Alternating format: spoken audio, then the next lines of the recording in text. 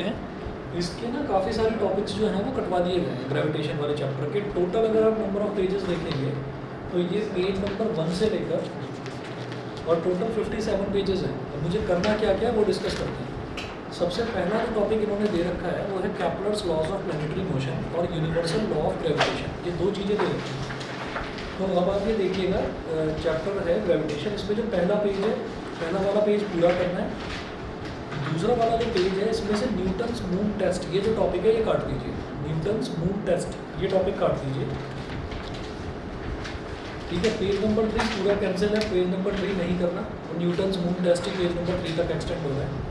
Page number 4 ये करना है हमको न्यूटन्स लॉ ऑफ ग्रेविटेशन। जो यूनिवर्सल लॉ ऑफ ग्रेविटेशन लिखा हुआ है ना वही है न्यूटन्स लॉ ऑफ ग्रेविटेशन, वही है, ठीक है। अच्छा जी, उसके बाद आप आइए पेज नंबर 5 पर है Cavendish experiment for the determination of capital G. ये काट दो, कैवेंडिश का एक्सपेरिमेंट नहीं पूछा जा रहा है, हट गया सिलेबस से, ये हटा दो। पेज नंबर 6 पूरा कैंसिल आउट हो जाएगा, ये भी नहीं करना। उसके बाद पेज नंबर 7 पर है vector form of Newton's law of gravitation. ये टिक लगा लीजिए, ये करना है, यूनिवर्सल लॉ ऑफ ग्रेविटेशन का ही पार्ट है ये। Vector form of Newton's law of gravitation ये करना है। फिर है principal of superposition of gravitational forces, इस पर टिक लगा लीजिए। स्पेशली सिलेबस में लिखा हुआ नहीं है पर ज़रूरत पड़ती है इसकी, तो ये करना पड़ेगा, तो इस पर टिक लगा लीजिए। फिर पेज नंबर 8 पर नीचे की तरफ है न्यूटन्स शेल थ्योरम, ये काट दो। न्यूटन्स शेल थ्योरम ये नहीं करना है। फिर पेज नंबर 9 ये पूरा काट दीजिए, नहीं करना। पेज नंबर 10 पर एक नोट करके लिखा हुआ है gravitational shielding is not possible, इस पर टिक लगाइए। ये मैं एक्सप्लेन करूँगा कि ये क्या चीज़ है, ये करना है, ठीक है। थियोरेटिकल कंसेप्ट है छोटा सा। उसके बाद है acceleration due to gravity of the earth, ये टॉपिक सबसे इंपॉर्टेंट है, ये टॉपिक हमको करना है, इस पर टिक लगाइए। इसमें फर्स्ट है at points above the earth surface, ये भी करना है। At points below the earth surface page number 11, ये भी करना है। At points on the earth surface ये भी करना है। ये हो गया acceleration due to gravity and its variation with quantity and depth, ठीक है। बिलो द अर्थ सरफेस ये हो गया डेप्थ वाला, ठीक है। फिर पेज नंबर 12 भी ये भी है mass and density of the earth, ये भी करना है। एवरेज डेंसिटी भी करना है, नेक्स्ट पेज पर आ जाइए, ठीक है। पेज नंबर 14 पर आ जाइए variations in acceleration due to gravity, तो ये भी हमारे सिलेबस में है, मेंशन कर रखा है, तो ये भी करना है। Variation of g with altitude यानी कि हाइट वाला। फिर नेक्स्ट पेज पर 15 पर आइए variation of g with depth, ये भी करना है। और फिर पेज नंबर 16 पर स्टार बना रखा है नीचे, weight of a body at the centre of the earth, ये भी करना है। फिर आ जाइए relation between, page number 17, relation between h and depth d for the same change in g, star बना रखा है, ये भी करना, बड़ा इंपॉर्टेंट है। फिर पेज नंबर 17 पर ही नीचे है variation of g with shape of the earth, ये काट दो, ये नहीं करना। फिर 18 पर है variation of g with latitude और रोटेशन ऑफ अर्थ, ये भी काट दो, ये भी नहीं करना। पेज नंबर 19 काट दीजिए, नहीं करना है, ठीक है। और पेज नंबर 20, वो ऊपर 20 थोड़ा धुंधला सा लिखा हुआ है, तो ये 20 के जो दो स्पेशल केसेस दे रखे हैं ना, ये काट दीजिए, नहीं करना है ये। लेकिन जो ग्राफ वाला है, ग्राफ शोइंग द वेरिएशन, ये करना है, ये करना है। उसके बाद आते हैं जी, अगला जो टॉपिक दे रखा है सिलेबस में वो है gravitational potential energy and gravitational potential. फिर एस्केप स्पीड और orbital velocity, gravitational field,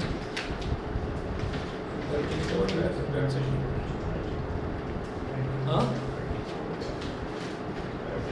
page number 21 है ग्रेविटेशनल फील्ड। एक काम करिए, पेज नंबर ये जो ग्रेविटेशनल फील्ड वाला है ना, इसको भी होल्ड पर डालो, है ना। ये मैं कंफर्म करके बताऊंगा, सिलेबस में क्लियरली लिखा हुआ नहीं है, सिलेबस में नहीं लिखा हुआ है, रिलेटेड है या नहीं है मैं बता दूँगा, इसको करना है नहीं करना, अभी होल्ड पर डालिए इसको। लेकिन सिलेबस के हिसाब से यहाँ आ जाओगा पेज नंबर 24 पर, ये है ग्रेविटेशनल पोटेंशियल एनर्जी, ये करना है, इस टॉपिक पर टिक लगाइए। पेज नंबर 25 है, इस पर टिक लगाओ, ये टॉपिक है gravitational potential energy of a body of mass and located at distance r from the centre of the earth, ठीक है। 26 भी पूरा करना है, पेज नंबर 27 भी करना है। 28 ग्रेविटेशनल पोटेंशियल, ये भी करना है। 29 एस्केप वेलोसिटी, ये भी करना है। ये हमारा सेकंड लास्ट टॉपिक है इस चैप्टर का, escape velocity. 29, 30 complete. Page number 31 काट दो पूरा। पेज नंबर 31 दो बार आ गया है, प्रिंट आप देखिए 2 बार आ गया है।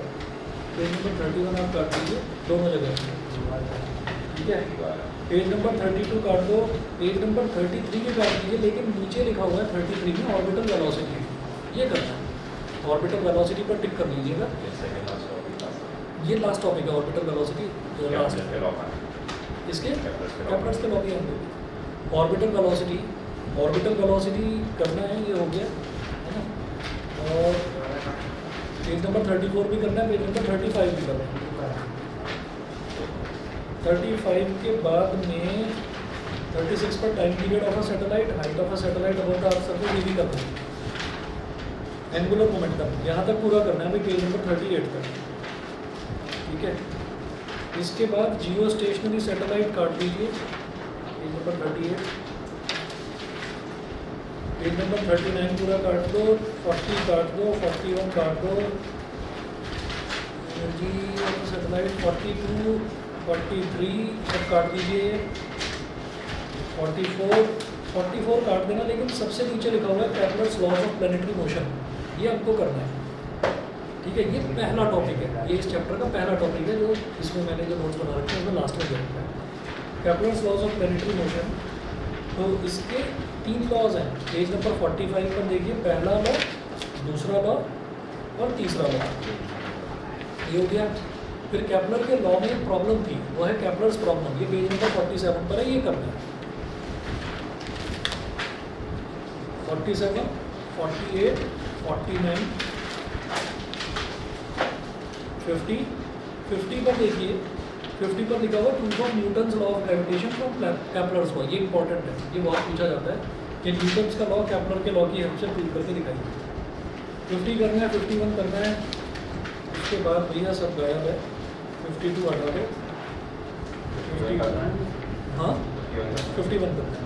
52, 53, 54, 55, 56, 57 सब हटा दीजिए, फिर कुछ नहीं करना इसके बाद, ठीक है। तो आप ये देख लीजिए टोटल 57 पेजेस हैं, लगभग आधा जो है, आधा इसमें से सिलेबस हट चुका है। ये ओरिजिनल सिलेबस हुआ करता था 2 साल पहले, आधा सिलेबस कट चुका है। अब शुरुआत से आ जाइए, इस चैप्टर में शुरुआत से आ जाइए। शुरुआत करेंगे ग्रेविटेशन से। तो ग्रेविटेशन की डेफिनेशन क्या है, यहाँ से करते हैं स्टार्टिंग।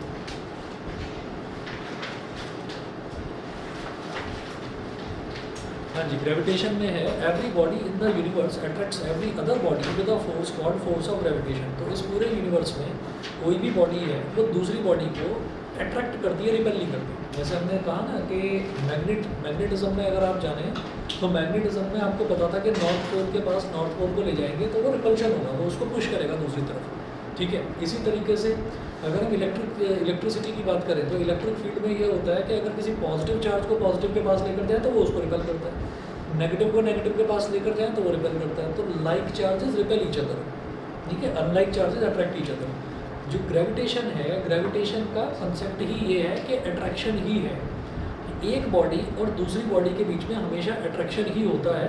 ये यूनिवर्सल लॉ ऑफ ग्रेविटेशन है, ये पूरे यूनिवर्स का जो है वो लॉ है।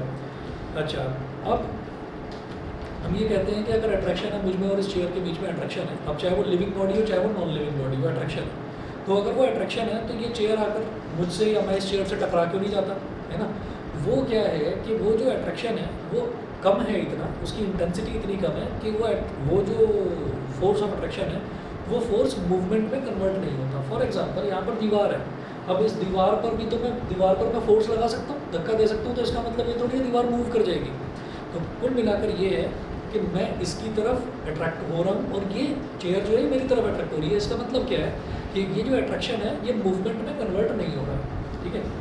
अच्छा जी, उसके बाद हम बात करते हैं डेफिनेशन इसकी क्या है। Gravitation is the force of attraction between any two bodies in the universe. पूरे यूनिवर्स की कोई भी 2 बॉडीज़ है उनके बीच में एक ग्रेविटेशन होता है, ठीक है। आपने वो देखा होगा एक वो ऐड आता है, पता नहीं शुगर लाइट शुगर का ऐड आता है, उस पर एक अंकल बैठे हुए वो योग कर रहे होते हैं और वो ज़मीन से थोड़ा सा उठ जाते हैं, ठीक है, देखा है वो ऐड, याद टीवी पर आता था कि रहो लाइट जियो लाइट, ऐसे करके वो ऐसे योग कर रहे हैं आँख बंद करके। तो वो एक्चुअल में वो होता है, वो चीज़ एक्चुअल में होती है, मतलब उसमें ये नहीं दिखाया कि मतलब उसमें तो शुगर से रिलेट कर दिया उसको, लेकिन क्या होता है कि जैसे हम ये कह देते हैं कि भगवान राम है तो हम बोल देते हैं लॉर्ड रामा, है ना, लॉर्ड कृष्णा। तो इसी तरीके से जो ब्रिटिश एक्सेंट है वो क्या करते हैं, वो लास्ट में, मेरा नाम सिद्धार्थ है तो सिद्धार्था वो लास्ट में ए लिख देंगे उसमें। तो इसी तरीके से हमारा जो योग है वो योग का योगा हो गया, योग का योगा हो गया, एक्चुअली योगा नहीं है कुछ भी, है ना, वो योग होता है। अच्छा, योग का मतलब अगर आप देखेंगे ना, सिनोनिम देखेंगे तो योग का मतलब जो है वो एडिशन से होता है। योग करना, किसी भी चीज़ का योग करने का मतलब एडिशन होता है। अच्छा, जो ये मैं आपको बता रहा हूँ, ये हमारे भी एक साइंस के टीचर थे, उन्होंने हमको बताया था, आर के सिंह नाम था उनका, उन्होंने बताया था और बहुत सारी चीज़ों को रिलेट करके बताया था, जितना मैं आपको नहीं बता पाऊँगा क्योंकि उनके जितनी नॉलेज मुझे नहीं है, उनको कुछ ज़्यादा ही नॉलेज थी, तो उन्होंने समझाई थी ये चीज़। तो वो ऐसा हुआ कि उसमें ऐसा था, जो उन्होंने हमें एक्सप्लेन करा था वो ये था कि योगा तो बना दिया गया, जो डिफरेंट पोस्चर्स हैं वो तो एक्सरसाइजेज हैं, उसको योगा बोल दिया गया, लेकिन योग जो है वो इसी चीज़ को सिग्निफाई करता है कि there is a force of attraction between any two bodies in this universe. तो क्या करता है, जब आदमी मेडिटेट करता है, मेडिटेशन जब करता है तो वो कुछ सोचता नहीं है, बस वो आँख बंद करके बैठ जाता है, ठीक है, और ये कहते हैं कि भाई हम मेडिटेट कर रहे हैं। तो वो क्या है, वो एक दिमाग के लिए एक्सरसाइज है। हमारी जो एज है, हम लोग नहीं करते मेडिटेशन, लेकिन धीरे धीरे जब हमारी एज बढ़ेगी तो हम लोग भी मतलब भगवान की तरफ थोड़ा ज़्यादा सोचने लगेंगे, ठीक है। ज़्यादा एज के जो लोग हैं, आपने देखा होगा आपके बाबा दादी वगैरह, वो सब कोई आस्था चैनल, कोई जितने भी ये मतलब स्पिरिचुअल चैनल्स हैं वो देखते हैं। तो उसमें ये होता है योग में कि जो लोग इतना ज़्यादा डीप योग कर चुके हैं, वो उनके अंदर एक फीलिंग आ जाती है वेटलेसनेस की फीलिंग, जब वो योग करते हैं तो वो कहते हैं कि हाँ मैं उस लेवल पर पहुंच गया। लेवल होते हैं इसके भी, लेवल 1, लेवल 2, लेवल 3 ये होते हैं, और इसकी भी प्रॉपर ट्रेनिंग होती है योग की भी।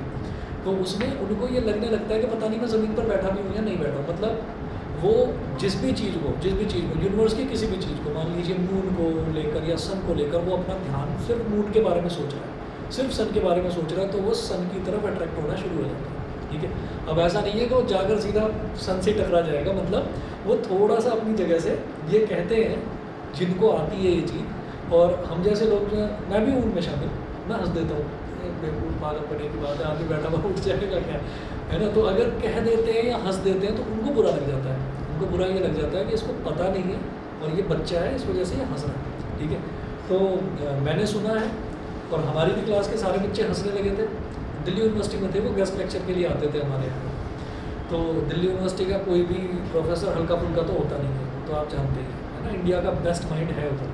तो वो आते थे हमें पढ़ाने, आर के सिंह नाम था, छोटी सी हाइट थी उनकी, लेकिन नॉलेज ज़बरदस्त, किसी भी चीज़ को पूछते थे तो इंग्लिश में भी बताते थे, और मूड था उनका, आज इंग्लिश में ही बात करेंगे, किसी दिन मूड है तो उस दिन संस्कृत में ही बात करेंगे। सारे बच्चे हंसते थे उस दिन कि कुछ समझ में नहीं आ रहा है, और वो डांटते थे, और डांटते भी ऐसे थे फिर बच्चा गर्दन नहीं हिला सकता, इतने खतरनाक भी थे।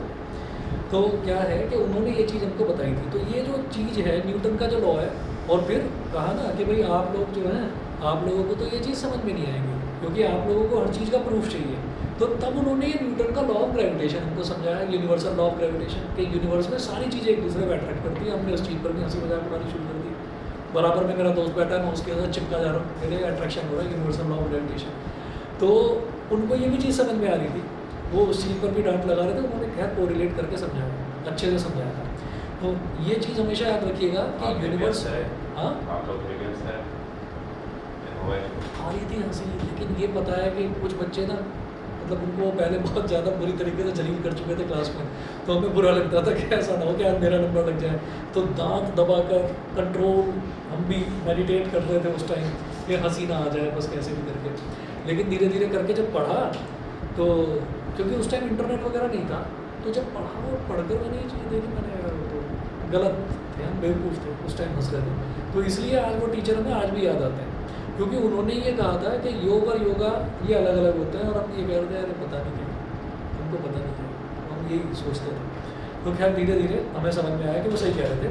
तो यूनिवर्स में कोई भी दो चीज़ें जो हैं, आप मैग्नेट को हटा दीजिए, मैग्नेट के अनलाइक पोल्स को, और जो इलेक्ट्रिक चार्जेस हैं उनके अनलाइक पोल्स को, यानी कि पॉजिटिव और नेगेटिव चार्जेस को, इनको हटा दीजिए, तो उसके अलावा अट्रैक्शन ही अट्रैक्शन है, रिपल्शन नहीं। लाइट पोल्स के बीच में रिपल्शन होगा, अनलाइक पोल्स के बीच में अट्रैक्शन ही होगा, और पूरे यूनिवर्स में अट्रैक्टिव फोर्स जो है वो प्रिवेलेंट है।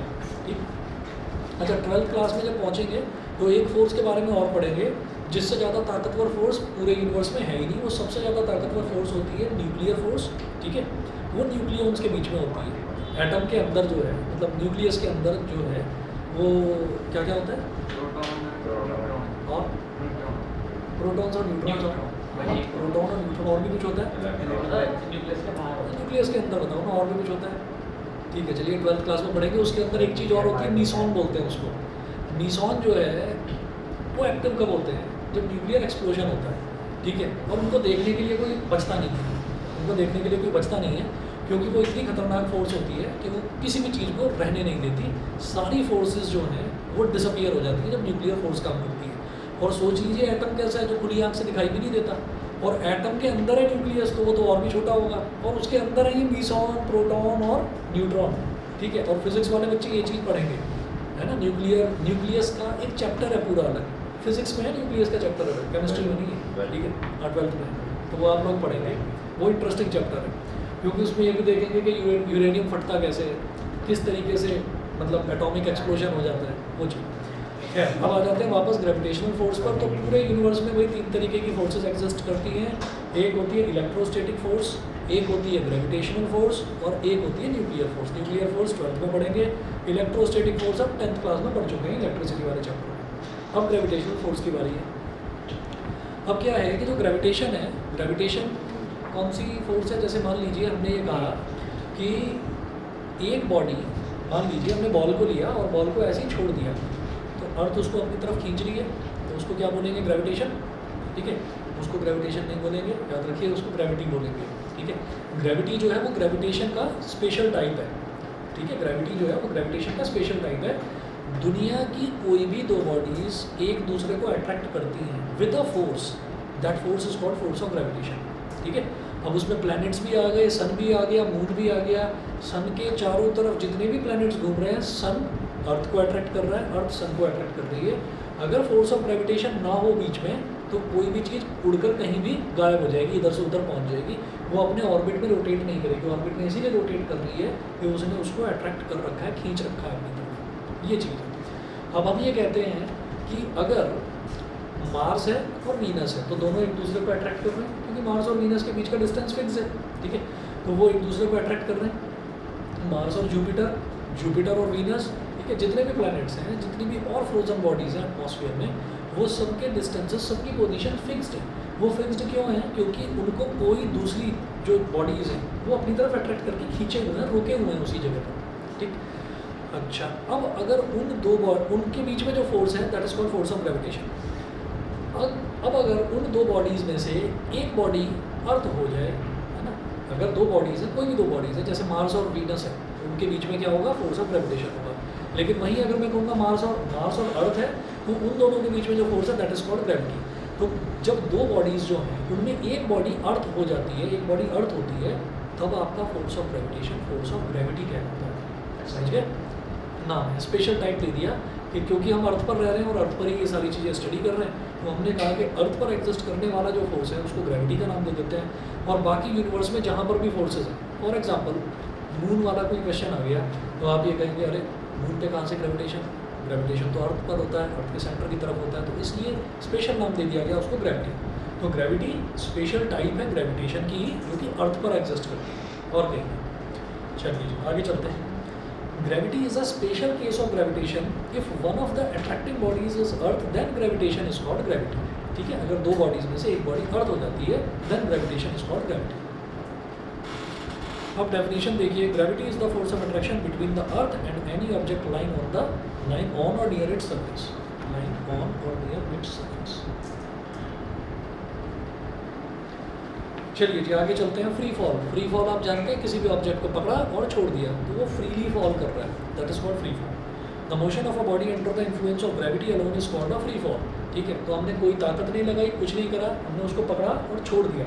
तो इसका मतलब इन्फ्लुएंस, किसके इन्फ्लुएंस में वो भागा जा रहा है नीचे की तरफ? ग्रेविटी के। ग्रेविटी है जो उसको खींच रही है, नहीं तो हवा में ही अटक जाता। अच्छा, अब बात करते हैं एक्सेलरेशन ड्यू टू ग्रेविटी की। The acceleration produced in a freely falling body under the gravitational pull of the earth is called acceleration due to gravity. It is denoted by small g. सब बच्चे जानते हैं small जी की value 9.8 metre पर second square होती है, acceleration due to gravity. फिर बात करते हैं वेट ऑफ अ बॉडी की। मास को अगर जी में एक्सेलरेशन ड्यू टू ग्रेविटी में मल्टीप्लाई करते हैं तो वेट बन जाता है। Weight of a body is the measure of the gravitational pull exerted by the earth upon it. Exerted by earth upon it. Definition: weight of a body is defined as the gravitational force with which a body is attracted towards the center of earth. With which a body is attracted towards the center of the earth. Weight of a body is given by W is equal to mg in vector notation. W vector is equal to mg vector. ठीक है, weight is a vector quantity क्योंकि m into g कर रहे हैं, m into g। तो ये g क्या है? Acceleration due to gravity. तो यानी कि मास में एक्सेलरेशन मल्टीप्लाई करते हैं तो क्या आता है? फोर्स। इसका मतलब वेट भी एक फोर्स है। इसका मतलब वेट की यूनिट किलोग्राम नहीं है, वेट की यूनिट न्यूटन है। ठीक है, ये हमें पता ही है, वेट की यूनिट न्यूटन है, मास की यूनिट होती है किलोग्राम। तो हम ये देखते हैं क्या वेट की यूनिट जूल्स। ये कहाँ से आ गया नया कॉन्सेप्ट?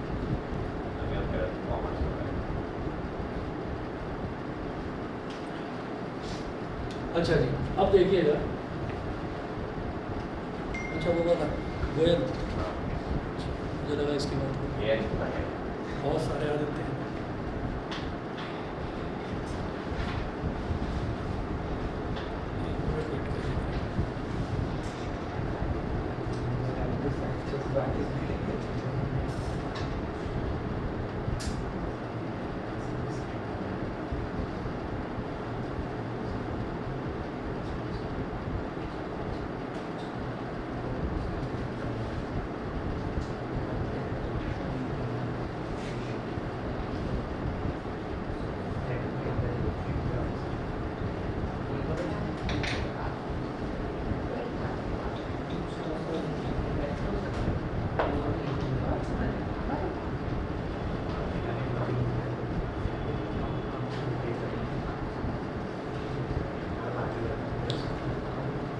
तो ऐसा होता है जैसे मान लीजिए अर्थ है,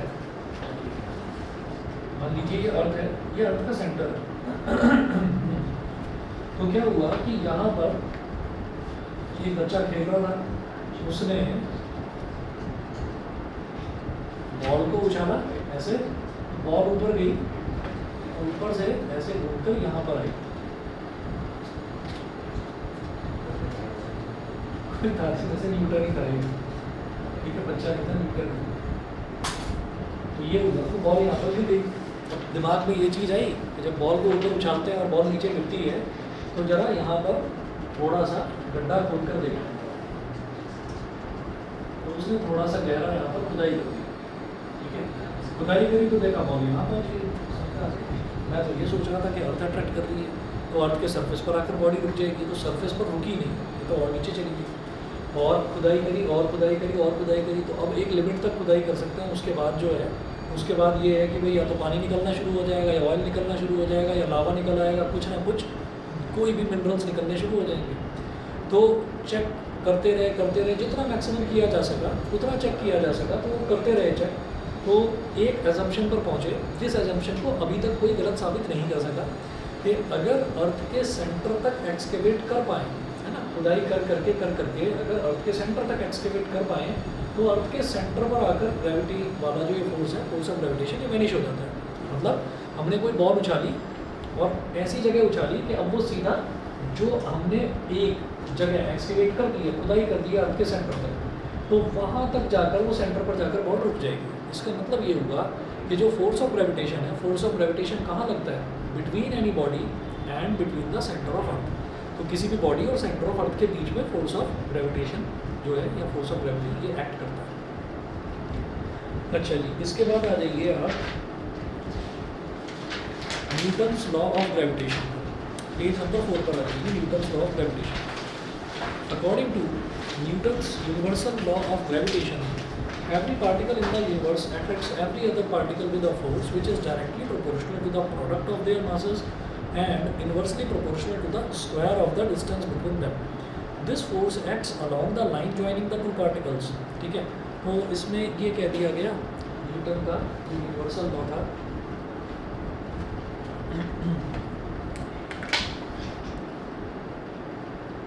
अच्छा दिव्यांका, आवाज़ आ रही है मेरी?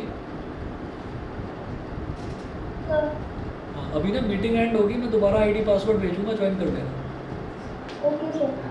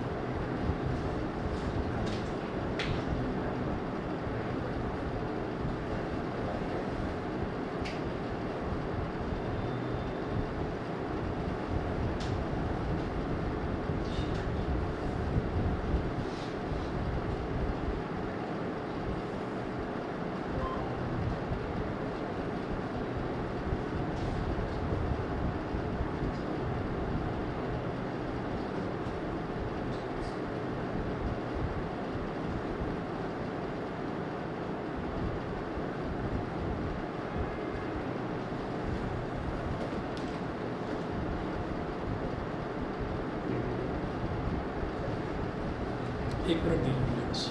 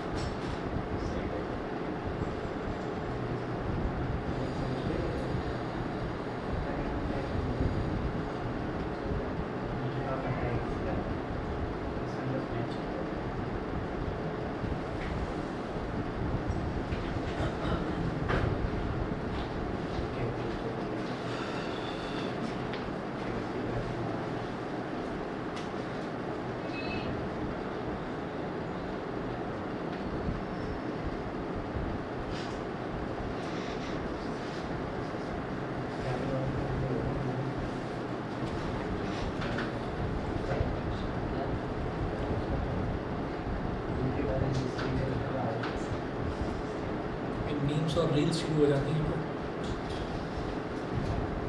तो एलिवेटेड रोड पर भी लिखा हुआ है अलग अलग जगह, यूपी पुलिस यहाँ पर रुककर रील्स बनाना सख्त मना है, कार्रवाई की जाएगी। फिर थोड़ी देर बाद जाते हैं तो लिखा रहता है यहाँ पर रुककर बर्थडे मनाना सख्त मना है। तो फिर भी लोग करते रहते हैं वहाँ।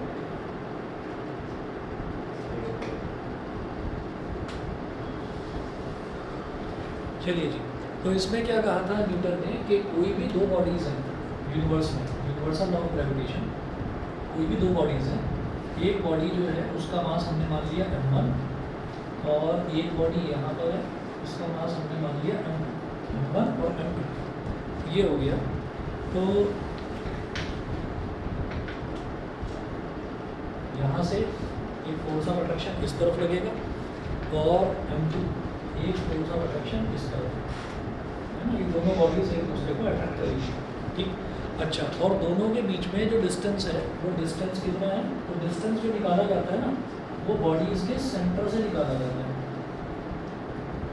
दोनों के बीच का डिस्टेंस जो है that is r।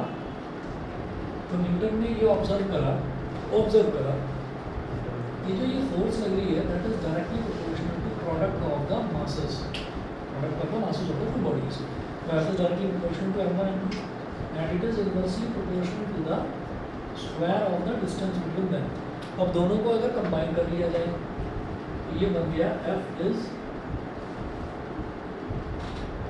directly proportional to m1 m2,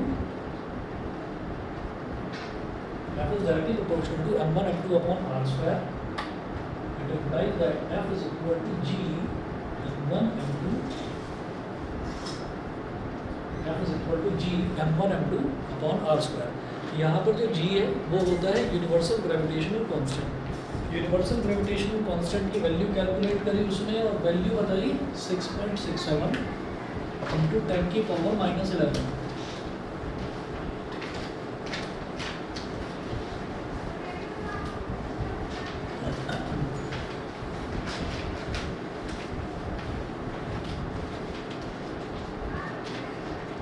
तो G इज इक्वल टू ये यूनिवर्सल ग्रेविटेशनल कांस्टेंट है उसकी वैल्यू बताई 6.67 इंटू 10 की पावर -11 न्यूटन मीटर स्क्वायर पर kilogram square, newton metre square पर kilogram square.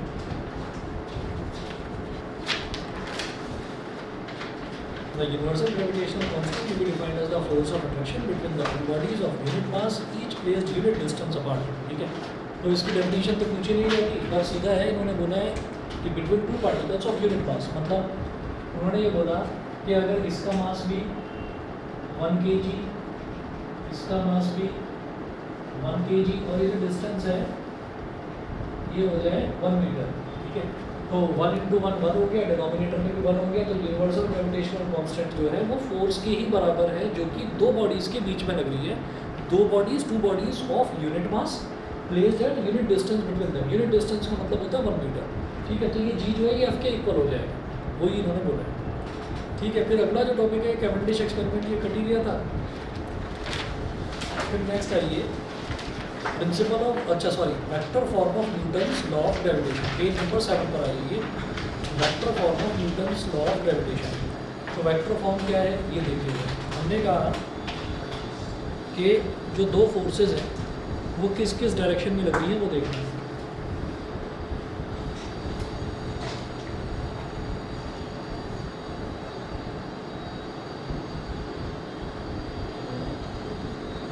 Vector form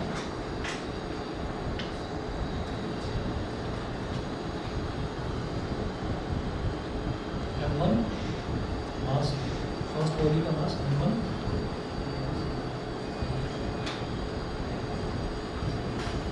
m2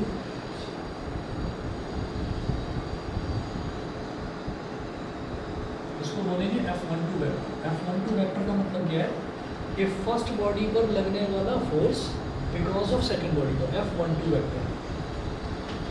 इसको क्या बोलेंगे F21 वेक्टर। F21 वेक्टर का मतलब है सेकंड बॉडी पर लगने वाला force because of first body, तो F21 वेक्टर ये बोलेंगे। इसी तरीके से one body of mass, first body और सेकंड बॉडी, तो यहाँ से इधर जाने वाला जो डिस्टेंस वेक्टर होगा उसका डायरेक्शन, उसके यूनिट वेक्टर का डायरेक्शन हम ले लेंगे r12 कैप। ऐसे इधर से इधर अगर हम डिस्टेंस मेजर करेंगे तो जो यूनिट वेक्टर है उसका क्या हो जाएगा, यूनिट वेक्टर r21 कैप, ठीक है। अच्छा, और दोनों के बीच में जो डिस्टेंस है वो डिस्टेंस तो हमारा फिक्स्ड है, that is r, distance fixed है r। ये जो लेते हैं ना यूनिट वेक्टर, ये सिर्फ उसकी डायरेक्शन के लिए होता है कि यूनिट वेक्टर को किसी के भी मैग्नीट्यूड में मल्टीप्लाई कर दिया जाए। जैसे हमारे पास f12 का कोई मैग्नीट्यूड दे रखा हो, उसमें आप यूनिट वेक्टर मल्टीप्लाई करते हैं तो यूनिट वेक्टर का मैग्नीट्यूड तो 1 हो गया ना, और जब आपने उसमें यूनिट वेक्टर मल्टीप्लाई कर दिया तो आप सिर्फ डायरेक्शन मल्टीप्लाई कर रहे हैं। तो किसी भी मैग्नीट्यूड में अगर मैं ये मल्टीप्लाई कर दूंगा, है ना, ये वाला यूनिट वेक्टर, तो वो उसको राइटवर्ड डायरेक्शन दे देगा, ठीक है। यूनिट वेक्टर मल्टीप्लाई करा जाता है किसी भी वैल्यू को डायरेक्शन देने के लिए, ठीक है। अच्छा, in vector form Newton's law of gravitation can be expressed as, तो अगर मैं f12 वेक्टर की बात करूँ, f12 वेक्टर, तो ये क्या हो जाएगा, minus g m1 m2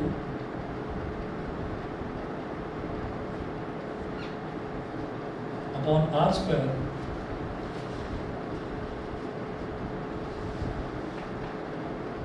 r21 cap, ठीक है।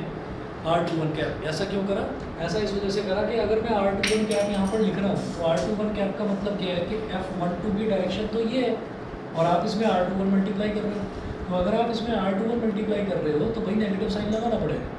हाँ, अगर आप यहाँ r12 कैप कर रहे होते तो फिर उससे बात नहीं, फिर आपको नेगेटिव साइन लगाने की जरूरत नहीं है क्योंकि r12 कैप की तो डायरेक्शन ही है, ठीक है। तो ये समझाने के लिए यहाँ पर r12 और r21 इस वजह से दे दिया। नेगेटिव साइन का मतलब समझ में आ गया, नेगेटिव साइन क्यों लगाया, क्योंकि अगर r21 कैप लिखेंगे तो नेगेटिव साइन लगाना पड़ेगा। इसको क्या लिखेंगे, g m1 m2 upon r square into r12 cap, either this or that, दोनों, ठीक। अच्छा जी, वे r12 cap a unit vector from a to b, इस पोजीशन को a बोल दिया और इस पोजीशन को b बोल दिया।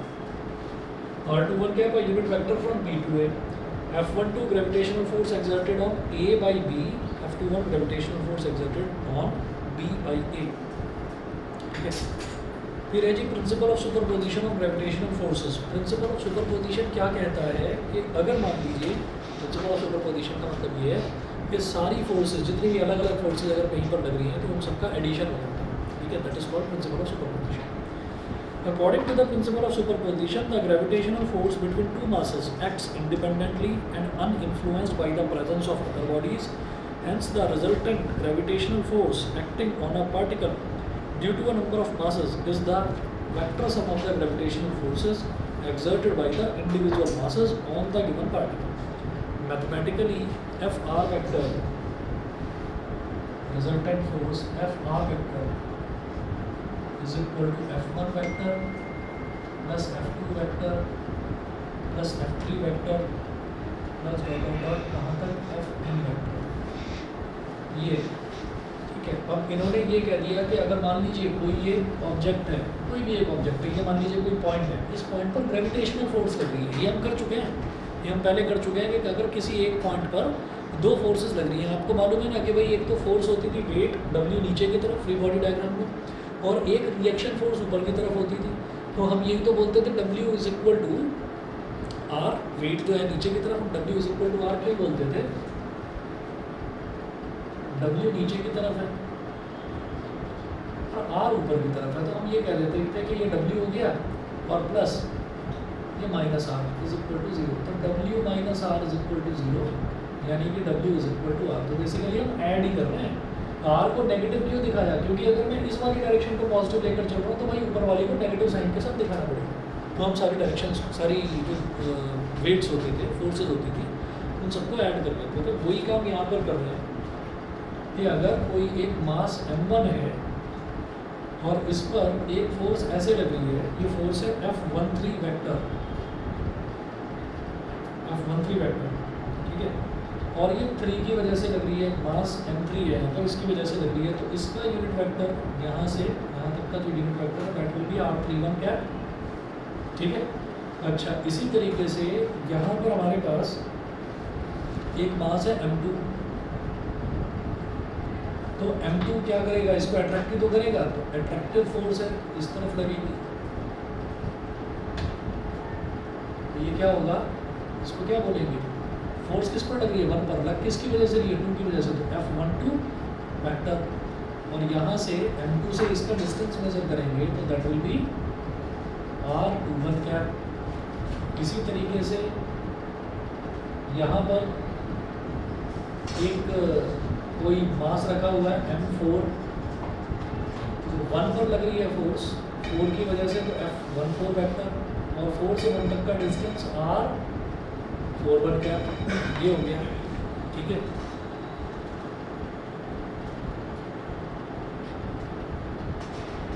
अल्टीमेटली फिर इन्होंने क्या करा है, इनको सबको ऐड करा है, तो ऐड किस तरह से करा है वो देख लीजिए। F1 वेक्टर जो भी फोर्स लग रहा है फर्स्ट बॉडी पर, मास 1 पर, तो F1 vector is equal to, क्योंकि आप ये देखिए यूनिट वेक्टर सब सारे फोर्सेस के अपोजिट डायरेक्शन में, तो नेगेटिव साइन आएगा, ये वाला साइन आएगा, तो माइनस जी ले लिया कॉमन, सबसे पहले माइनस जी ले लिया कॉमन। अब ये वाला क्या बनेगा, m1 m2 अपॉन r21, दोनों के बीच का डिस्टेंस r21 मान लिया, तो r21 का square into r21 cap plus m1 m3 upon 3 से 1 के बीच का डिस्टेंस r31, तो r31 square into r31 cap, negative पहले बाहर ले चुका है, m1 m4 upon r41 square into r41 cap. तो प्रिंसिपल ऑफ सुपरपोजिशन कुछ भी नहीं है, जो भी अलग अलग फोर्सेस हैं उन सबको इंडिविजुअल फोर्सेस की तरह मतलब ट्रीट करा जाए और सबको फाइनली ऐड कर दिया जाए, यही होता है। ये हम फ्री बॉडी डायग्राम में भी हमने पढ़ा, ठीक है। इतना कर लीजिए जी, बाकी नेक्स्ट क्लास में करते हैं। Thank you sir. ओके।